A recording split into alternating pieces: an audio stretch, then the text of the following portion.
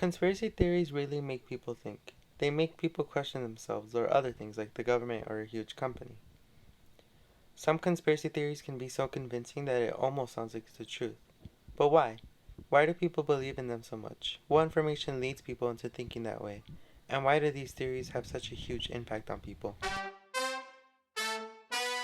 This is the Bravecast, the podcast you won't outlast. Hi, my name is Adrian, and we will be talking about debunking these conspiracy theories and the truth behind them and how they come to be. Today, we'll start off basic with the theory of the Titanic.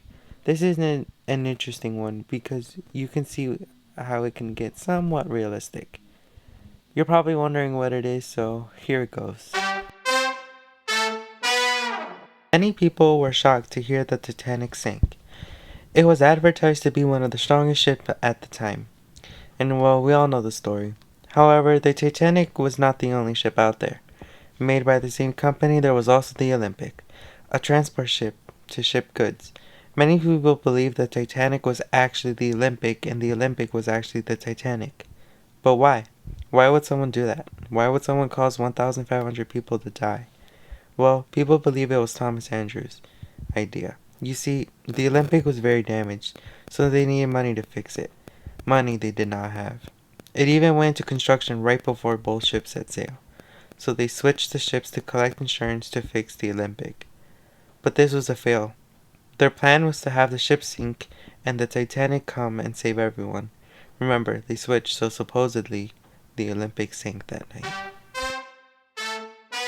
Some evidence people have found was a picture of the ship in the bottom of the sea that had said the Olympic. But why would the Titanic say that? Many guests on the ship that didn't board.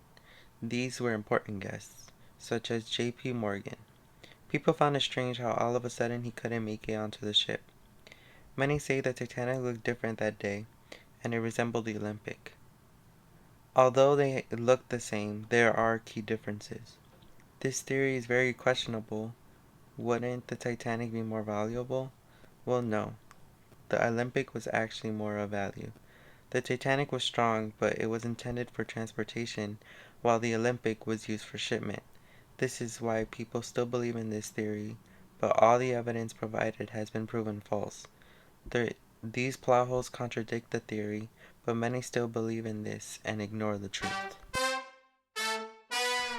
The truth is, tragically, the actual Titanic did sink, and the Olympic was its own ship and not switched. The picture taken of the Titanic that had the Olympic on it was proven to be fake, and the assurance was able to cover the repairs of the Olympic. J.P. Morgan just happened to miss the ship that day. He did plan on going, but he actually just happened to miss the ship. The people who say the Titanic looked like the Olympic was because they changed it so much that in the newspapers people read the design. They were still working on it and there will be major changes to the design.